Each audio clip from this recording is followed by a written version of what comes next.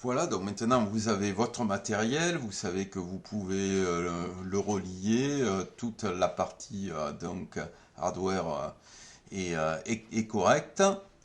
C'est bien beau, mais si vous n'arrivez pas à le programmer, ça ne sert pas à grand chose. Donc là, il y a plusieurs possibilités. La première, c'est vous êtes très avancé en programmation informatique, vous y connaissez, vous avez besoin en fait que du manuel de votre driver pour le piloter directement, et c'est vous qui allez absolument tout faire. Donc à bas niveau pour écrire, hein. Là vous avez toutes les séquences à faire pour écrire en mémoire, etc. Alors si vous regardez cette vidéo, je pense que ce n'est pas le cas, et que ce que vous avez là, vous aimeriez bien avoir quelque chose d'un peu déjà, un travail qui a déjà été avancé. Donc pour cela, on peut fermer ça et on va travailler avec les bibliothèques. Alors il faut d'abord choisir quelle bibliothèque vous allez utiliser. Les bibliothèques, vous en avez des officielles qui sont sur le dépôt Arduino.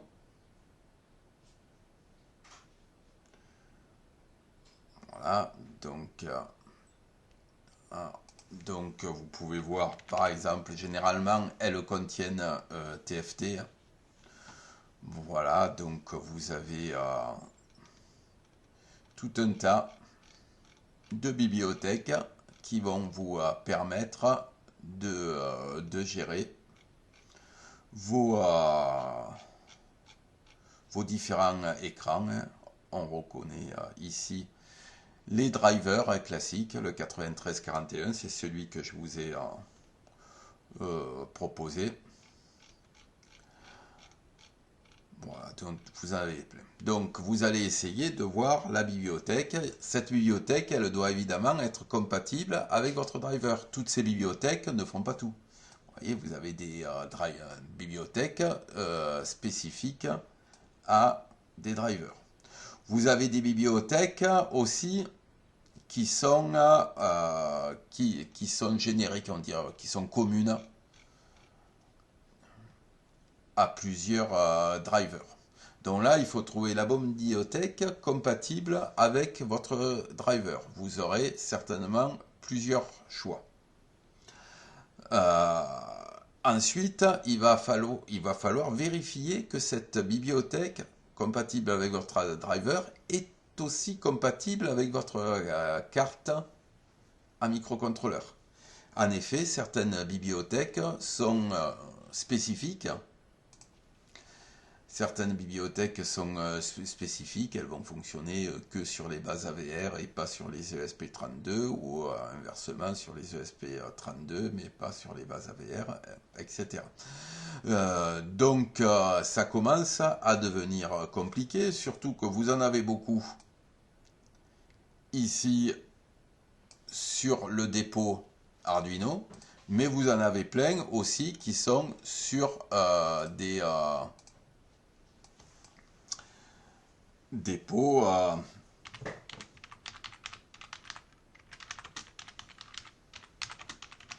que vous allez retrouver ici, soit sur GitHub, il y en a beaucoup sur GitHub. Donc vous avez plein de choix et il faut là-dedans trouver la bibliothèque qui vous convient, c'est-à-dire la bibliothèque compatible avec votre carte à microcontrôleur, votre bibliothèque compatible aussi avec votre driver. Et en plus, il faut vérifier les fonctionnalités de cette bibliothèque. Nous, par exemple, pour notre jeu, on va avoir à afficher le Pac-Man, les fantômes, etc. Donc il y a des images à afficher. Si vous avez une bibliothèque qui ne permet juste de tracer du texte, des traits, faire des ronds, etc., ça ne conviendra pas. Donc il faut aller voir les bibliothèques qui conviennent. Généralement, toutes les bibliothèques vous offrent la possibilité de transférer des images. Certaines bibliothèques vont vous permettre de transférer des images de la carte SD vers l'écran. D'autres ne le permettent pas. On va pouvoir aussi transférer des images de la mémoire dans votre programme. Voilà, vous avez par exemple ici des codes qui sont utilisés pour les différentes images. Ici, c'est le Pac-Man avec les codes qui correspondent en hexadécimal au code couleur, hein, chaque pixel 16 bits. Donc là, on a du 0 par exemple, et bien on sait qu'il y a 4 pixels noirs. Après, on aura un pixel ici qui va être dans les jaunes parce qu'en fait, c'est le Pac-Man. Donc ici, alors c'est un codage sur 16 bits, 5, 6, 5. Certaines bibliothèques vont vous permettre de votre image de base que vous avez mis aussi de la faire tourner. Donc ça, c'est particulièrement important. Si quand vous allez pour votre jeu, par exemple, vous faites un élément qui doit s'orienter. Voilà. Nous, pour le Pac-Man, c'est pas très utile. Ça serait un peu utile pour le Pac-Man parce que des fois, il monte, il descend, il va à droite, il va à gauche. Et donc, le Pac-Man tourne dans des allures différentes. C'est juste une rotation. Mais par contre, par exemple, pour les fantômes, quand il monte, quand il descend, c'est pas une simple image tournée de 90 degrés par rapport à quand il va à droite ou quand il va à gauche. Donc de toute façon, on est obligé de refaire toutes les images. Donc pour le Pac-Man, c'est pas quelque chose de critique le fait qu'il y ait une rotation. Par contre, si vous voulez faire un jeu où il y a un vaisseau spatial, voilà, qui peut tourner et s'incliner sur 360 degrés, ben, il faut trouver la bibliothèque qui dispose de cette fonctionnalité. Autre chose importante, ces bibliothèques, certains vont vous permettre de projeter des images, de mettre des images rectangulaires sur votre écran, mais uniquement rectangulaires. Ce qui fait que, par exemple, ici sur cette image du Pac-Man, ben, les coins vont rester noirs. Si le fond est tout noir, on ne verra pas, du noir sur noir, c'est pas gênant. Par contre, si le fond c'est aussi une image, ça va être embêtant puisqu'on va écraser et mettre du noir dans les angles à différents endroits. Et là, il faudrait donc utiliser un autre système. Donc pour dire, eh ben, ces pixels-là, non, on les écrit pas, on va écrire que certains pixels de mon image. C'est ce qu'on fait avec le canal alpha sur les ordinateurs. Sur les Arduino, on n'utilise généralement pas le canal alpha, le canal de transparence dans le codage des couleurs, mais on va utiliser ce qu'on appelle un masque. Voilà, donc est-ce que votre bibliothèque, si vous avez besoin comme ça d'utiliser un détourage très précis des personnages que vous avez à afficher, si vous en avez besoin, ben, il faut trouver la bonne bibliothèque. Donc ça va prendre un certain temps, parce que il y en a énormément. En plus, vous pouvez en trouver une qui marche, et puis après, vous connaissez quelqu'un d'autre qui vous en a dit, ah, moi j'utilise plutôt celle-là, et en effet, elle est mieux, donc vous allez changer tout votre programme. On a des éléments qui sont en commun, mais pas obligatoirement. Voilà, alors, cette partie de trouver la bonne bibliothèque, c'est un peu à vous de voir, déjà en fonction de vos habitudes, des gens que vous connaissez, des sites sur lesquels vous allez, de trouver la bibliothèque qui vous convient. Voilà. Personnellement, ici, sur mon jeu, là, j'ai utilisé les bibliothèques Adafruit.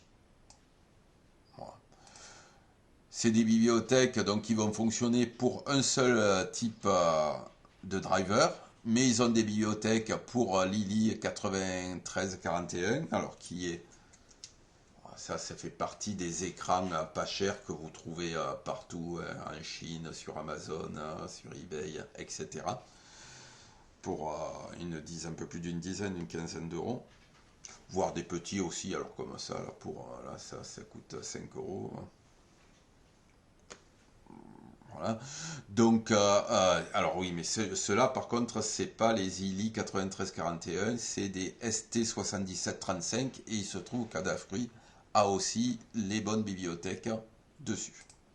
Alors, j'utilise l'Adafruit parce que justement, il y a la possibilité sur les Adafruit GFX d'envoyer des images, on appelle ça bitmap, mais avec un masque. Donc, c'est pas obligatoirement un rectangle. C'est pas gênant pour le Pac-Man hein, parce que ça se voit un peu en fait quand il y a deux fantômes qui passent un sur l'autre. Lorsque vous avez deux fantômes qui passent un sur l'autre, eh bien, ça va faire les bords carrés qui sont effacés, puisque ça va être des rectangles, et dans les angles, on verra un peu de noir. Voilà. Il en existe d'autres, c'est pas le choix idéal. Et puis, dans cette Adafruit, il faut regarder ce qui existe si on veut des résolutions un peu plus importantes. Donc comme ici, du 320 par 480. Et c'est des drivers des 94-88, des ILI 94-88 qui sont utilisés. Donc là, il faut aller faire une recherche. Je vais simplement voilà, vous aiguiller. Vous avez la UTFT aussi, Universal TFT, voilà, qui peut être utilisée. Vous en avez d'autres qui sont spécifiques aussi, par exemple à l'ESP32. Elles ont été développées pour gagner un maximum en vitesse de façon spécifique à l'ESP32. Il faut chercher sur Internet celle qui vous convient le mieux.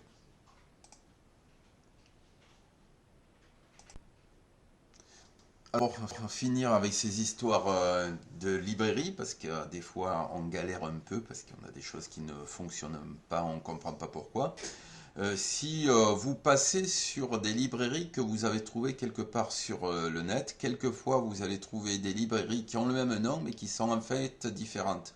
Donc, si vous récupérez un programme qui a été fait avec une librairie du même nom mais différent, il se peut qu'ensuite vous l'essayez, vous dites que je comprends pas, ça marche pas, sur tel site ça avait l'air de bien marcher, ou dans telle vidéo YouTube le mec ça a marché, qu'est-ce qui m'arrive, etc. Il faut bien vérifier est-ce que vous ayez utilisé la même librairie.